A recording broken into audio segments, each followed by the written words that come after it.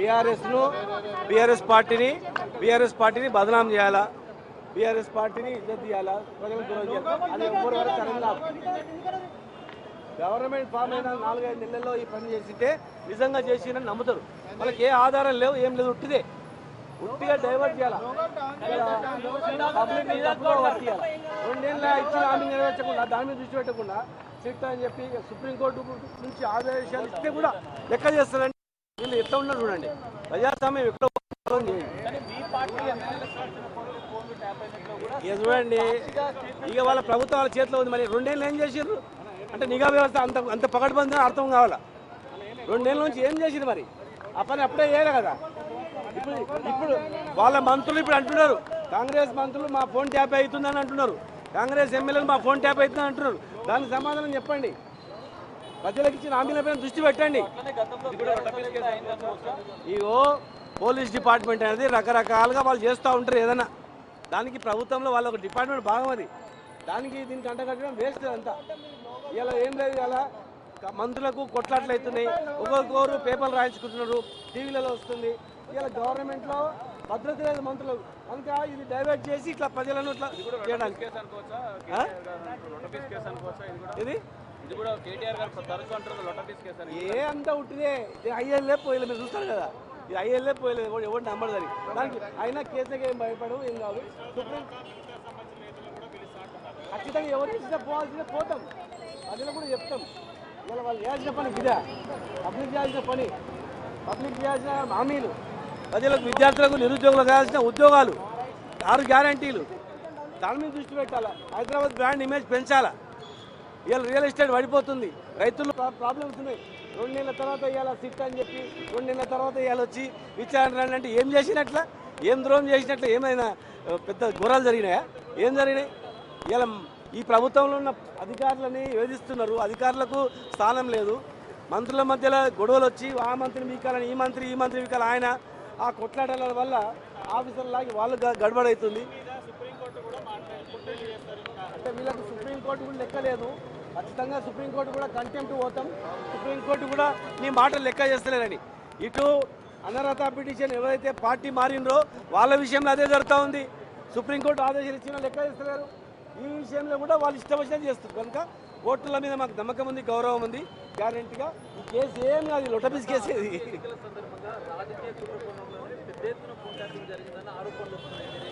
ఏ ఉట్టి ఆరోపణలు 2 ఏళ్ళు అయినాయి. మరి 2 ఏళ్ళ ఈ దానికి అనుకునికే 2 ఏళ్ళు అయిందా? ఇది అనుకునికే 2 ఏళ్ళు అయిందా? హరీష్ రావు గారిని పిలిపించడానికి 2 ఏళ్ళు ఎంత సమయం పడుతుంది? మరి నిజంగా ఉంటే ఆ రోజు విలువాలి కదా. ప్రభాకర్ రావు గారికి వచ్చి 2-3 నెలలే కదా. ప్రభాకర్ రావు కూడా చాలా రోజులు అయింది కదా. చేయని వాళ్ళు ఏం చేసినా మాకు మంచిగా అవుతుంది. ప్రజలందరూ గమనిస్తూ ఉన్నారు. చూడొచ్చు, ఫోన్ ట్యాపింగ్ కేసులో హరీష్ రావు విచారణ ఇప్పటికే ప్రారంభమైనట్లు కూడా తెలుస్తుంది. 11 గంటలకు విచారణకు హాజరు కావాలని చెప్పిన నేపథ్యంలో హరీష్ రావు కొన్ని డాక్యుమెంట్స్ తీసుకొని విచారణకు హాజరయ్యారు. సో ప్రధానంగా గతంలో ఫోన్ ట్యాపింగ్ కేసులో నిందితులు ఇచ్చినటువంటి స్టేట్మెంట్ల ఆధారంగా విచారించే అవకాశం ఉంది. అడ్వకేట్ మాట్లాడుతున్నారు. ఫోన్ ట్యాపింగ్ కేసు అని చెప్పి క్రైమ్ నెంబర్ 243లో అసలు 243 అనేది 2 సంవత్సరాల కింద అయిన క్రైము.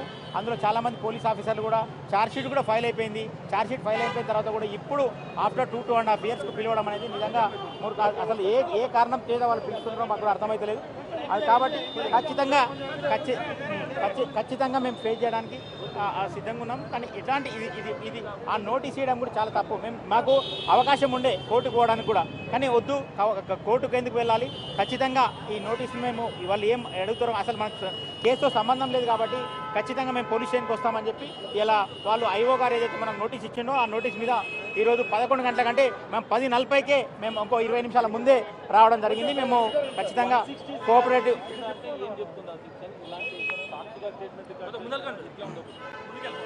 ఏముంటుంది విట్నెస్ మాకు అంటే విట్నెస్గానే మాకు నోటీస్ చేయడం జరిగింది. సెక్షన్ 160 ఆఫ్ సిఆర్పిసి కింద దాంట్లో క్లియర్గా మేము చెప్తున్నాము. ఆ సెక్షన్లు కూడా మాకు ఇవి ఆ క్రైమ్తో మాకు సంబంధం లేనప్పుడు గతంలో కూడా ఇటువంటి ఫోన్ ట్యాపింగ్ కేసు పెడితే అది క్లియర్గా హైకోర్టు క్వాష్ చేసింది. గవర్నమెంట్ కూడా సుప్రీంకోర్టు పోతే సుప్రీంకోర్టు కూడా క్లియర్గా డిస్మిస్ చేసింది కాబట్టి దానిలో ఇంకోటి ఏమీ లేదు. అందులో కూడా వాళ్ళు పెద్ద పెద్ద అడ్వకేట్లను పెట్టుకున్నా కూడా ఈ క్రైమ్ కూడా వాళ్ళు ప్రస్తావించారు. ఆ క్రైమ్లు కూడా సుప్రీంకోర్టు నథింగ్ డూయింగ్ అని చెప్పి కొట్టేసింది. లేదు విట్నెస్ కిందనే చూడాలి. విట్నెస్కు అంటే అక్వైంటెన్స్ ఆ కేసుతో సంబంధం ఉందని చెప్పి వాళ్ళు నోటీస్ చేయడం జరిగింది. ఆ నోటీసును చట్టం మీద గౌరవం ఉంది కాబట్టి, కోర్టుల మీద గౌరవం ఉంది కాబట్టి ఖచ్చితంగా మేము ఒక 20 నిమిషాల ముందే ఈరోజు ఇన్వెస్టిగేషన్కు రావడం జరిగింది. సహకరించడం ఖచ్చితంగా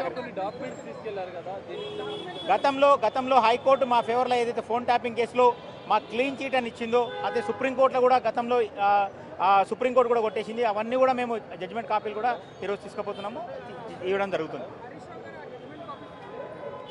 హరీష్ రావు గారు ఇప్పుడు ఏంటంటే అసలు మనకి ఇప్పుడు నోటీస్ ఇచ్చిన కేసుతో మనకు ఎలాంటి సంబంధం లేదు. గతంలో కూడా ఇలాంటి ఫాల్స్ కేసు పెడితే ఆ ఫాల్స్ కేసు అని చెప్పి క్లియర్గా హైకోర్టు అండ్ సుప్రీంకోర్టు తేల్చేసినాయి. జడ్జిమెంట్స్ కాపీ తీసుకుపోయినాడు. విచారణ ఎప్పటి వరకు కొనసాగే అవకాశం ఉంది? మాకు అసలు ఇంకోటి సంబంధం లేని కేసుతో ఎన్ని గంటల వాళ్ళు విచారణ ఎన్ని గంటలు విచారణ చేసినా ఏం జరగదు. అందులో ఏం లేదు కూడా, మాకు సంబంధం లేదు. ఇందులో ఉన్న కొంతమంది వాళ్ళని ఎవరైతే అలిగేషన్ ఉన్నాయో వాళ్ళందరూ కూడా 10 నెలలు 8 నెలలు జైల్లో ఉండొచ్చిండ్రు. ప్రభాకర్ రావు గారు కూడా సుప్రీంకోర్టు నథింగ్ డూయింగ్ అని చెప్పి మొన్న కూడా ఇచ్చింది. అందులో ఆ కేసు మాకైతే సంబంధమే లేదు. జడ్జిమెంట్ కాపీస్, ఆర్డర్ కాపీస్, వాళ్ళు ఇచ్చిన నోటీస్. ఓకే, ఈ కేసుతో సంబంధమే లేదు, మాకు అసలు సంబంధం లేదు. సంబంధం లేని కేసులో నోటీస్ ఇచ్చి పిలవడం జరిగింది. ఇంత గతంలో కూడా ఇది ఫాల్స్ కేసు అంటే ఫాల్స్ కేసు పెట్టడం జరిగింది. గతంలో ఫాల్స్ కేసు కూడా మేము 1205 క్రైమ్ నంబర్ 2024లో క్లియర్గా హైకోర్టు క్లీన్ చిట్ ఇచ్చింది. ఆ తర్వాత గవర్నమెంట్ సుప్రీంకోర్టులో కూడా స్పెషల్ లీవ్ పిటిషన్ ఫైల్ చేసి స్పెషల్ లీవ్ పిటిషన్ కూడా డిస్మిస్ చేసింది. సో ఇది చూడొచ్చు. ఇంకా హరీష్ రావుకి సంబంధించినటువంటి విచారణ కొద్దిసేపు ప్రారంభమైనట్టుగా కూడా తెలుస్తుంది. సిట్కి సంబంధించినటువంటి ఇప్పటికే వెంకటగిరి ఐఓగా ఉన్నటువంటి వెంకటగిరి ఏసీపీ వెంకటగిరితో పాటుగా శ్రీధర్ సిట్ బృందంలో ఉన్నటువంటి పోలీస్ అధికారులు కూడా చేరుకున్నారు. ఇప్పటికే హరీష్ రావు విచారణ అనేది ప్రారంభమైనట్టుగా కూడా తెలుస్తుంది. ఎన్ని గంటల పాటు విచారించనున్నారు అనేది కూడా సాగర్ ఇప్పుడు హరీష్ రావు అడ్వకేట్స్ చెప్తున్నారు. గతంలో హైకోర్టు కూడా కొట్టేసింది, తర్వాత సుప్రీంకోర్టు కూడా డిస్మిస్ చేసింది ప్రభుత్వం వేసినటువంటి పిటిషన్ అని. సో ఆ కేసుతో హరీష్ రావుకి ఎటువంటి సంబంధం లేదు, ఆ నేరంతో ఎటువంటి సంబంధం లేదు. కావాలని ఈ రకంగా పిలిచారు కాబట్టి చట్టాన్ని గౌరవించి కోర్టుల్ని గౌరవించి మేము ఒక 20 నిమిషాల ముందే హాజరయ్యామని ఇందాక అడ్వకేట్ మాట్లాడుతున్నారు. సో ఏం ఆశిస్తున్నారు వాళ్ళు, అంటే ఎటువంటి విచారణ జరగబోతోంది, లోపల ఎంతసేపు జరుగుతుంది అనేది కూడా ఇప్పుడేం తెలియదని అడ్వకేట్ మాట్లాడుతున్నారు. మామూలుగా అంచనా ప్రకారం ఒక నాయకుడిని బీఆర్ఎస్లో చాలా కీలక నాయకుడు విచారణకి వెళ్ళాడు కాబట్టి దాదాపుగా ఎంతసేపు విచారణ చేసే అవకాశం ఉన్నట్టుగా తెలుస్తోంది పోలీస్ వర్గాల నుంచి.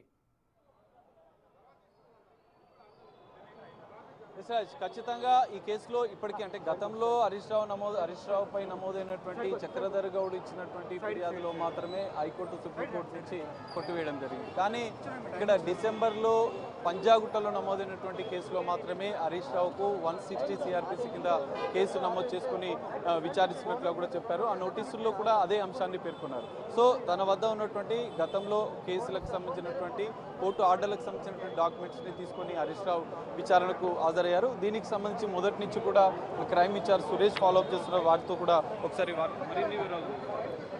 అయితే హరీష్ రావు కొద్దిసేపటి క్రితమే విచారణకు హాజరయ్యారు కాబట్టి హరీష్ రావుకు సంబంధించిన స్టేట్మెంట్ ఈ కేసులో చాలా కీలకంగా ఉండబోతుంది. అయితే హరీష్ రావుకు సంబంధించి ఆయన స్టేట్మెంట్ అంతా కూడా రికార్డ్ చేసిన తర్వాత మళ్ళీ ఎవరికి నోటీసులు ఇస్తారనేది ఇప్పుడు కీలకంగా మారింది. కాబట్టి దీనికి సంబంధించి ప్రస్తుతం పోలీసులు ఇక్కడ భారీ బందోబస్తు ఏర్పాటు చేశారు. ఎవరిని కూడా హరీష్ రావు వెంబడి వచ్చినటువంటి వారిని ఎవరిని కూడా ఇటువైపు రాకుండా పంపించేయడం జరిగింది. ప్రస్తుతం అయితే అందరినీ కూడా ఇక్కడ నుంచి పంపించేస్తున్నారు.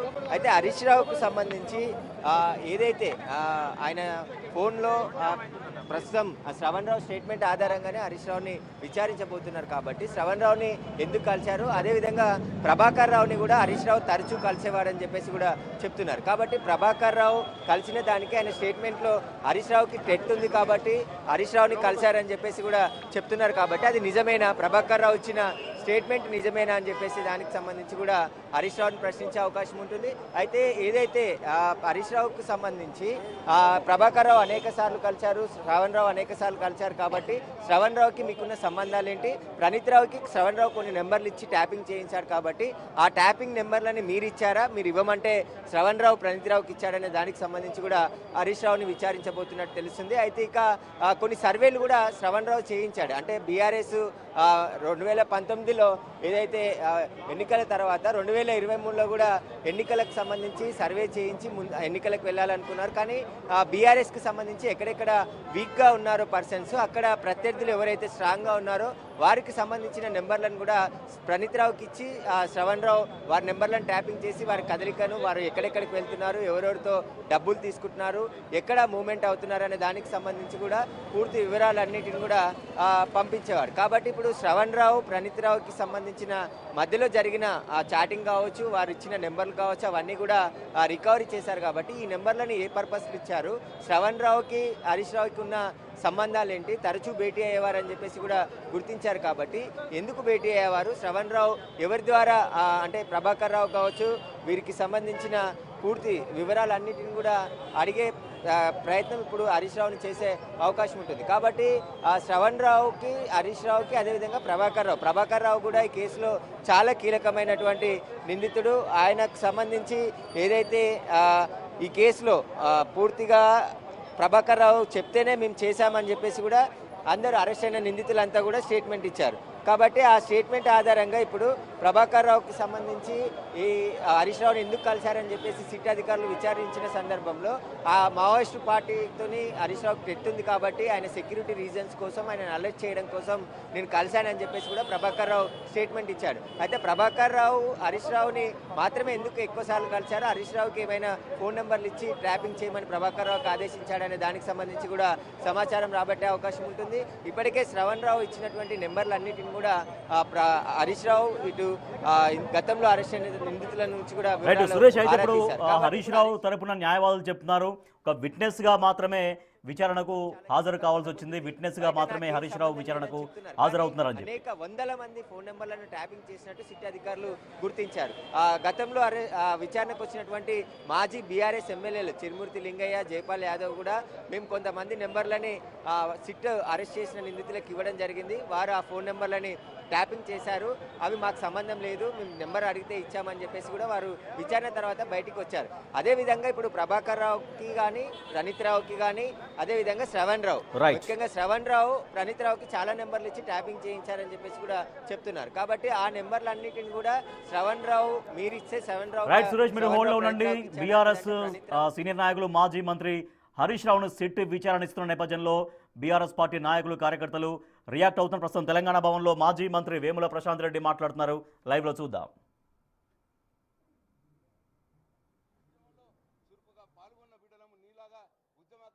రైఫిల్ పట్టుకొని పోయిన వాళ్ళం కాదు మేము, రైఫిల్ మా గుండెలకు కత్తుకొని మేము పోయిన మనుషులం మేము.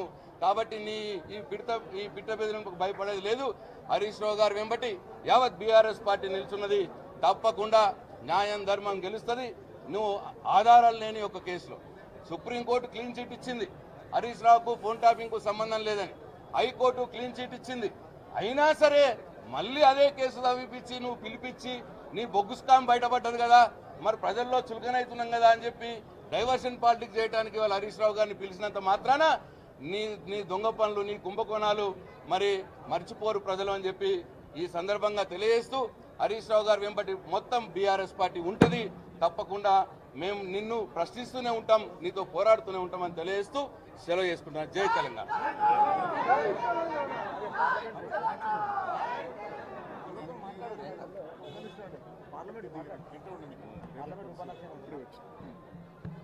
అందరికీ నమస్కారం, మీడియా మిత్రులకు కూడా నమస్కారం. ఈ రాష్ట్రంలో ఏం జరుగుతుందో 2 ఏళ్లుగా చూస్తూనే ఉన్నారు. ప్రజలు కూడా విసుగు చెంది ఉన్నారు. 432 అలవిగానే హామీలు ఇచ్చి ఏ ఒక్క పని కూడా చేయకుండా హామీలను ఎగ్గొట్టే కార్యక్రమం పెట్టుకొని ఎప్పుడైతే తప్పులు చేస్తారో ఒక్కొక్కటి సీక్వెన్స్ సీరియల్గా మాదిరిగా మీరు లగచర్ల భూముల దగ్గర నుంచి మొదలు పెడితే లగచర్ల భూముల కుంభకోణం దాన్ని ఫార్మాసిటీ చేసి అల్లుళ్ళకు కట్టపెట్టే దాని నుంచి బయటికి తీసింది కేటీఆర్ గారు, హరీష్ రావు గారు బయటికి తీస్తే తట్టుకోలేని పరిస్థితిలో ఈ ఫార్ములా కేసుతోని ఏసీబీ ఆఫీస్ పిలిపించడం అదొక సీక్వెన్స్. ఇప్పుడు హరీష్ రావు గారు లేటెస్ట్గా ఈ బొగ్గు స్కామ్ని బయట పెడితే ఇదొక డైవర్షన్ పాలిటిక్స్. మళ్ళీ ఇక్కడి నుంచి హరీష్ రావు గారిని సుప్రీంకోర్టు, హైకోర్టు క్లీన్ చీట్ ఇచ్చి టెలిఫోన్ దాంట్లో ఎట్లాంటి పరిధిలో ఏ మాత్రం కూడా హరీష్ రావు గారికి సంబంధం లేని ఉన్నతమైన న్యాయస్థానం క్లీన్ చీట్ ఇస్తే కూడా దాన్ని మరొక్కసారి ఏదో పీకాలని చెప్పేసి కొండంతో వెలుగని పట్టే ప్రయత్నం చేసి హరీష్ రావు గారిని వాళ్ళ పిలిపించుకున్నంత మాత్రాన జరిగేది ఏం లేదు. బీఆర్ఎస్ పార్టీకి కేసులు కొత్త కాదు, అందులో హరీష్ రావు గారు, కేటీఆర్ గారు కొత్త కాదు. చివరికి కేసీఆర్ గారు బాగా బయటకు వచ్చి ఎక్కడ మాట్లాడతారో, ఎక్కడ పార్టీని కాంగ్రెస్ను బొందబెడతారో అని చెప్పేసి కేసీఆర్ గారి మీద కూడా ఒక కమిషన్ వేసి కాళేశ్వరం అనే ఒక నింద పెట్టారు. కేవలం 2 పిల్లర్లు కుంగిపోతే నీకు చేత కాదు, దద్దమ్మ ప్రభుత్వం ఇది. మీరు నీళ్లు కిందికి వదిలిపెట్టి ఆంధ్రాలో బనకచెర్ల ప్రాజెక్టు కట్టుకోవడానికి సహకరించే మీరు బీఆర్ఎస్ పార్టీని కేసులు పెట్టి ఏ మాత్రం కూడా ఇబ్బంది పెట్టలేరు. ఈ బీఆర్ఎస్ పార్టీ సైనికులు తెలంగాణనే రాష్ట్రాన్ని సాధించినటువంటి ఈ పార్టీని, ఈ నాయకులను కేసీఆర్ గారిని, కేటీఆర్ గారిని, హరీష్ రావు గారిని మీరు కేసులతో ఎంత వేధించినా ఉవ్వెత్తున తెలంగాణ ప్రజలు ఎగిసిపడతారు, ఉద్యమంలాగా పోరాడతారు తప్ప మీకు భయపడే క్వశ్చనే లేదు. ఏదో ఎలక్షన్ వచ్చే ముందు ఒక డ్రామా, ఏదైనా స్కామ్ జరిగే ముందు ఒక డ్రామా, ఇవన్నీ కూడా పోలీస్ స్టేషన్ పిలిపించుకున్నంత మాత్రాన ఏం కాదు. మీరు ఇతర దేశాల్లో పోయే ముందు ఇక్కడ ఒక అంటిచ్చిపోయారు, ఇది బొగ్గుది పక్క పోవాలనుకుంటారు, కానీ బొగ్గు స్కామ్ బయటకు తీస్తారు. మేము కూడా ఢిల్లీలో పార్లమెంట్లో ఇష్యూ లేవనెత్తుతాం. ఖచ్చితంగా కూడా మా పార్టీ ప్రతిపక్ష పార్టీ మాకు ఇచ్చినట్టు ప్రతిపక్ష హోదాను ప్రజలకు ఖచ్చితంగా న్యాయం చేసేదాకా, మీరు ఇచ్చిన హామీలు 432 హామీలు నెరవేర్చేదాకా, ఆ దొంగ హామీ ఇచ్చి 42% బీసీలకు రిజర్వేషన్ ప్రకటించి బీసీలకు ఏమాత్రం కూడా చేయకుండా మోసం చేసి మళ్ళీ మొన్న సర్పంచ్ ఎలక్షన్లకు వస్తే 40% ఓటింగ్ తెచ్చుకున్నాం. ఇప్పుడు మున్సిపల్లో కూడా మళ్ళీ ఎక్కువ శాతం తెచ్చుకుంటాం. ఖచ్చితంగా కూడా తెలంగాణ రాష్ట్రం మీరు ఎంత చేసినా కూడా ఉవ్వెత్తున లేసి మళ్ళీ తిరిగి అధికారంలోకి వచ్చేదాకా పోరాడతాం. మా వెంట బీఆర్ఎస్ పార్టీ సైనికులు, కార్యకర్తలు ఉన్నారు. ఇలాంటి కేసులకు భయపడే క్వశ్చనే లేదు. జై తెలంగాణ, కేసీఆర్ గారి నాయకత్వం, కేటీఆర్ గారి నాయకత్వం. ఈరోజు రాష్ట్ర వ్యాప్తంగా 2 సంవత్సరాల్లో మాయమాటలు చెప్పి అధికారంలోకి వచ్చిన కాంగ్రెస్ ప్రజలకిచ్చిన హామీలు మర్చిపోయి చేయలేమని తెలిసి ప్రతిపక్షాల మీద దాడి చేసేటువంటి కార్యక్రమం. ముఖ్యంగా ఇవాళ హరీష్ రావు గారి మీద గట్టిగా ఫోన్ ట్యాపింగ్ కేసులో మాజీ మంత్రి బీఆర్ఎస్ సీనియర్ నాయకులు హరీష్ రావును విచారిస్తున్నారు సిట్ అధికారులు. అయితే దీని పట్ల బీఆర్ఎస్ పార్టీ తీవ్రంగా ఆగ్రహం వ్యక్తం చేస్తోంది, అభ్యంతరం వ్యక్తం చేస్తోంది. కావాలనే ఈ రకంగా వేధిస్తూ కేసులలో ఇరికించే విధంగా ప్రభుత్వం వ్యవహరిస్తోందంటూ బీఆర్ఎస్ పార్టీ నాయకులు, మాజీ మంత్రులు, ఎంపీలు ఆగ్రహం వ్యక్తం చేస్తున్నారు. ప్రభుత్వ వైఫల్యాలను, అవినీతిని ప్రశ్నిస్తున్నందుకే బీఆర్ఎస్ పార్టీ అగ్రనాయకత్వాన్ని కేసీఆర్ మొదలుకొని, కేసీఆర్ పైన కాళేశ్వరం కమిషన్ అంటూ, తర్వాత కేటీఆర్ పైన ఫార్ములా ఈ కేసు అంటూ, తర్వాత ఇప్పుడు హరీష్ రావు పైన ఫోన్ ట్యాపింగ్ కేసు అంటూ బీఆర్ఎస్ అగ్రనాయకత్వాన్ని వేధించే ప్రయత్నం ఈ ప్రభుత్వం చేస్తోంది అంటూ ప్రభుత్వం చేస్తున్నటువంటి ఆ వేధింపుల్ని తట్టుకొని నిలబడుతుంది బీఆర్ఎస్ పార్టీ అంటూ స్పష్టం చేస్తున్నారు బీఆర్ఎస్ పార్టీ నాయకులు, సీనియర్ నాయకులు, మాజీ మంత్రులు, ఎంపీలు.